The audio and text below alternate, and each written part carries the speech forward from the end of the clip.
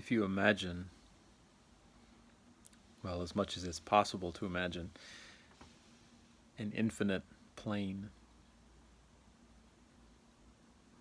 made out of a transparent and almost impossibly thin membrane. Imagine this as a fluid, flexible layer that's floating in the midst of nothingness. And now imagine that consciousness, awareness, the divine, if you want, is able to press its face, so to speak, or to press itself as its essence into this membrane. And when it does so, a human face shape emerges pressed into the membrane. And when this happens, consciousness, spirit, is able to see itself, to see infinity, to see pure spirit as the world, as the 10,000 things.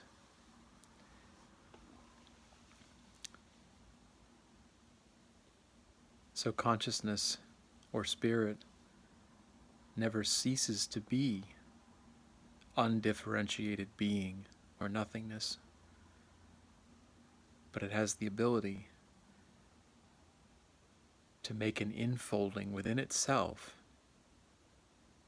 and through putting its face into the membrane we were talking about, as if it were a filter through which it can experience what it's like to be a separate something, looking at all the other separate somethings.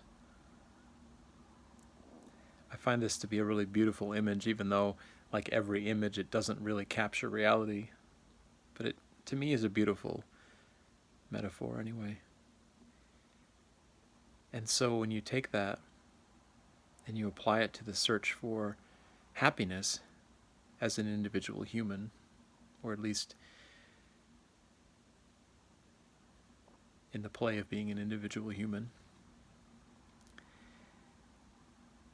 it's amazing when you think about it that way, because you realize that there's nowhere you can look, there's no way you can move, there's nowhere you can go that you're not simply seeing inside of yourself. Everything that you're seeing is simply made out of yourself. And all the spiritual searching and all the different types of psychological therapy and work that people are doing, you're simply playing around with whether you're pushing your face, so to speak, as spirit further into manifestation, further into the realm of the world and all the stories that go with the world being created, or whether you're sort of pulling back a little bit more into the realm of the formless. But in both cases, you can't possibly stop being that one spirit, that one consciousness experiencing itself. So it's this beautiful divine play in which spirit goes so far into its own creation that it actually has the play of forgetting. And with the play of forgetting comes the play of suffering, the play of separation. And believing in separation leads to the feeling of being not enough, of being inadequate, of being missing an essential piece that you are in order to be happy.